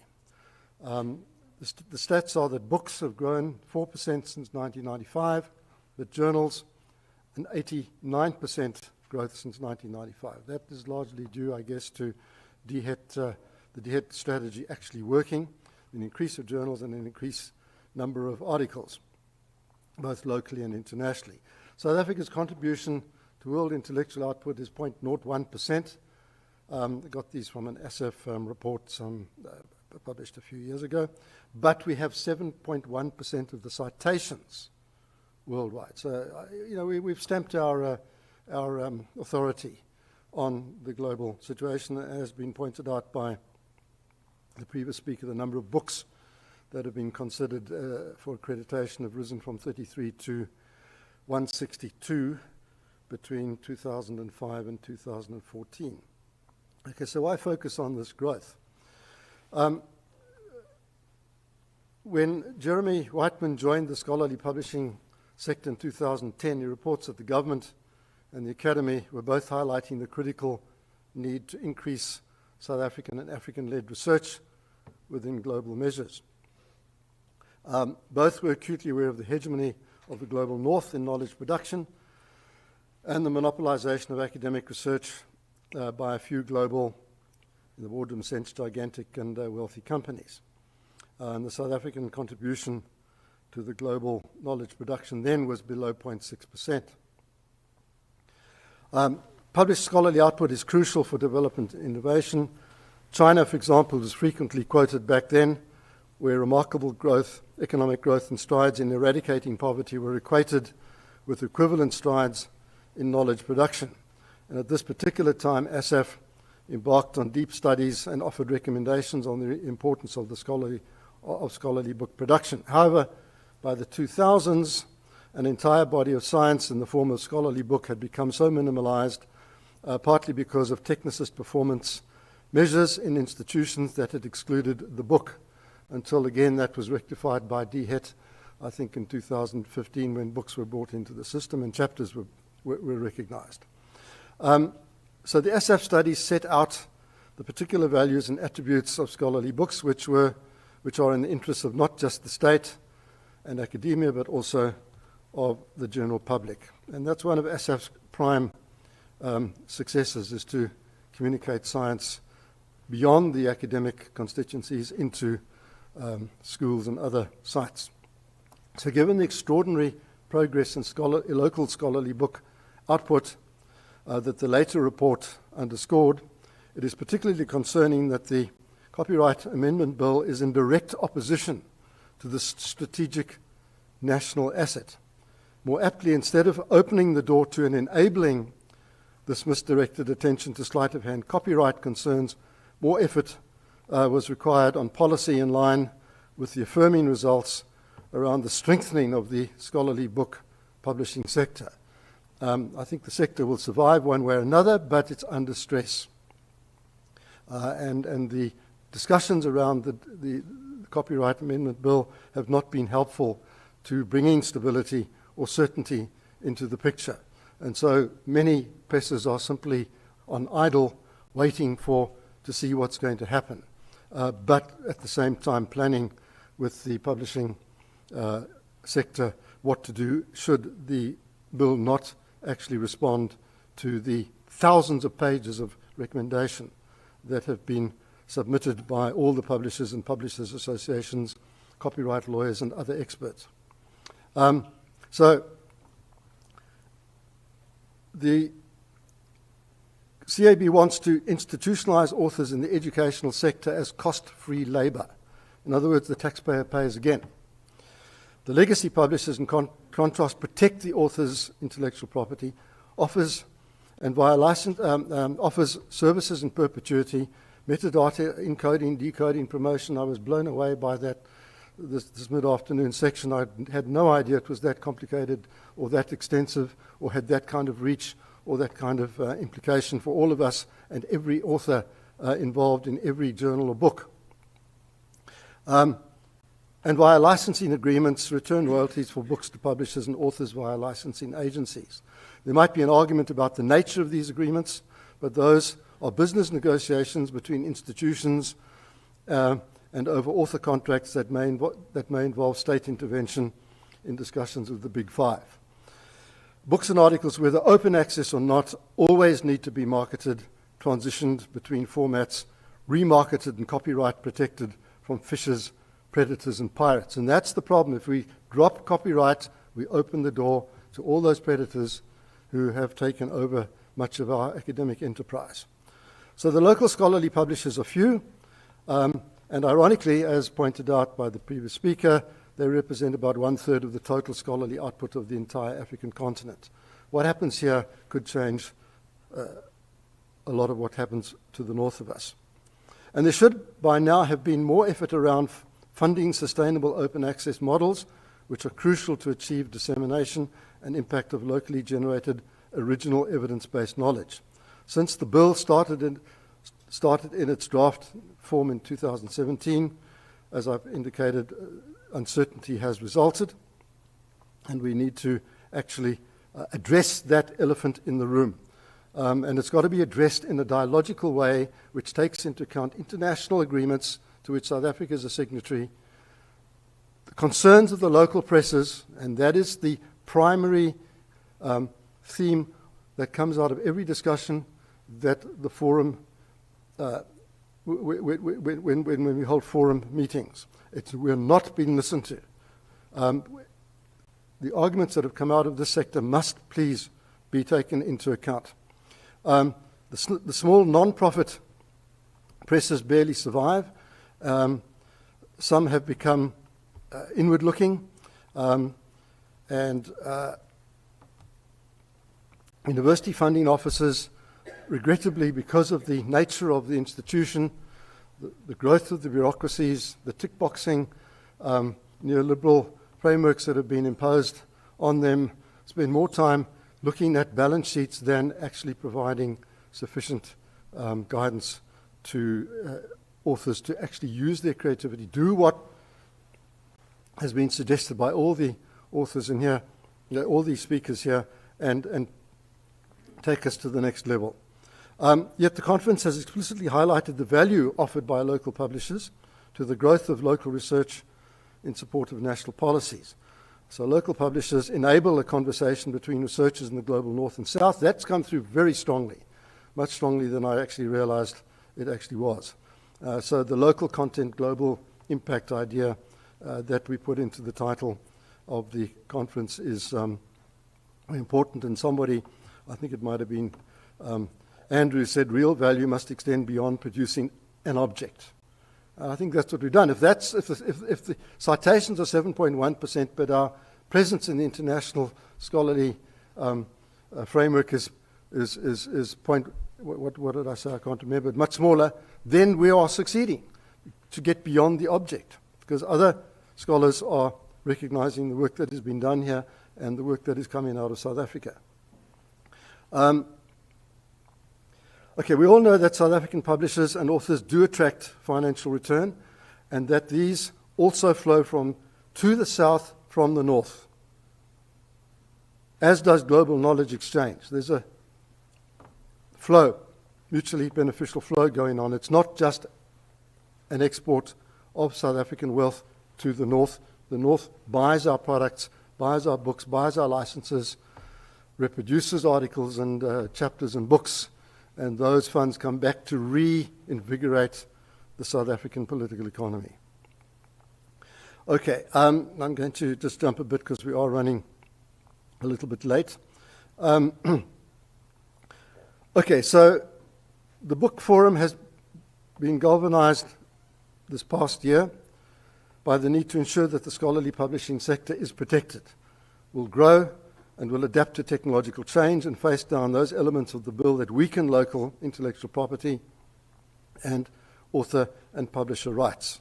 The forum's members, all of whom want to assure access to readers, that's another theme that's come thumping through.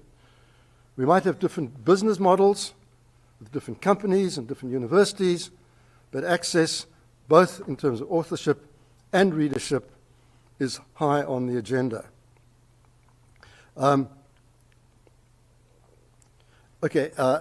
As Beth LaRue has tracked the open minds and closed systems of South African university publishers and has developed author profiles of these presses to address issues of discrimination in the selection of books for publication. Again, questions that have come up during this conference. But my question is, how will the Act, the Copyright Amendment Act, protect a level playing field? How will it address this question? In fact, it might exacerbate it because of the not really thinking through the implications of what it is trying to open, it might in fact close. And that's the unintended consequences of, for example, the Protection of Information Act. It completely went off the rails. So the Creative Industries Master Plan, being developed by the Small Business Development Department, is operating in a different model to the department that is piloting the Copyright Amendment Act. That wants to open everything up and allow the big tech to fish our intellectual property, and which they will then monetize in their own ways. Whereas the Department of Small Business Development imagines that the Copyright Amendment Bill will protect international property. And they don't want to deal with the contradiction between the two departments. There's no harmonization of legislation. So who's going to win out? Is it, you know, it becomes very confusing for investors, for universities to know whether to invest or to reinvest in their university presses, and at what conditions, which department is going to hold sway in a year's time, 2 years' time. Will the Act ever be redrafted? It needs a complete redraft by people who know what they're doing. So opening up copyright or getting rid of copyright doesn't help the educational sector, because all it's doing is asking authors and publishers to pay for subsidies that the state has failed to pay. And so, you know, you can't ask one section to cover the shortfall. Why not ask, you know, the example earlier was that, you know, Taylor and Francis was part of the Big Five. It's actually the minnow in the Big Five, but nevertheless, let's take that as the example. They might be making these huge excess profits. But do we ask the question, what are our vice-chancellors earning in relation to the lowest paid member of the university? We don't ask this question. We don't ask the question is, you know, why are we paying such a lot for data? A lot of that is tax. Books cost a lot because of shipping, VAT, and import duties. Nobody complains about those components of book pricing. They just blame the publisher. The publisher is one component in a value chain that accumulates as we engage in international in trade and intellectual flows. So what can we do? First is the need to reach a reasonable compact on education that allows government to develop affordable first-class education without harming publishing and the wider knowledge and creative industries. Second is for universities to consider new models of funding university presses, especially in light of open access and new tech imperatives. I think we've heard some examples along that route, both from within universities and independently of universities. Third is for universities to consider intellectual property and the publishing sector as intellectual resources to be properly protected and leveraged for the good of the national economy. Fourth, academies and universities should be working with the organizations that serve the publishing industry and act as a watchdog on legal regimes that may harm it. And the book forum is a crucial resource towards these ends. And finally, I just want to say thanks to the scholarly publishing community in ASAF for getting this conference organized. It was put on the agenda about 2.5 months ago. I think most of us who are academics, knowing that things always operate at a snail's pace, thought this was not going to happen. We were going to exhaust the unit, and then we'd be responsible for their funerals. we didn't also realize that at the same time that we were preparing for their funerals, that they were moving office and dealing with other day-to-day issues. So, Suzanne Putty, all of the ASAF folks, you've done an extraordinary job. You've pulled it off. You've made it work. And I think it started off in a very collegial frame this morning. And I think we'll give you a week off to recover before we get back into the swing. You have no idea how hard these folks at the Scholarly Publication Unit work. We're still emailing each other over weekends and 10 o'clock at night on pressing issues, and they come up all the time. Secondly, I'd like to thank Hetta for designing the logo. It went back and forth, taking us into the future, and then to Sun Media, that's Nerode's operation, for actually implementing the design in a typeset version. A lot of thought has gone into this, as went into the provision of food. Regrettably, a number of delegates who said that they were coming did not turn up. I think we need to think about resource allocation. Okay, that food, I spoke to the caterer, it's not going to go to waste, but we are paying for that. ASAF is paying for that. And people who were invited at no charge to come along to the venue didn't turn up, and the result is a massive surplus of food, which other people will now benefit from, and I'm pleased that they're going to do that, and they're very happy. But we do need to think about, being responsible, and if we can't make it, inform conference organizers, because they're paying for the tea, they're paying for the seat, they're paying for the food. Every delegate has a cost factor, and that cost factor that we could have saved, we could be spending on something else within ASAF. So my thanks to the delegates, especially those of you who did turn up. I think it's wonderful to start being able to connect again, although I see that we have a bit of an apartheid situation here. But I think it's because of this weird design. Where, if you're in the middle, how do you get to the toilets? Without disrupting everybody. Now you're on camera. So, and to the people online, I know it's always difficult being online. I said that if I was to, as chairman of the forum, that I really did want to actually come and meet real people and have the opportunity to stumble in public rather than stumble behind my computer. And I think I've done that.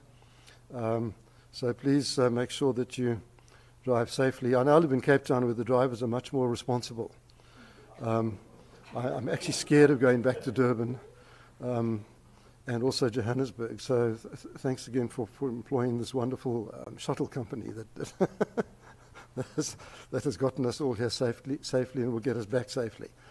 Okay, I don't know, Suzanne, if you want to make any final remarks.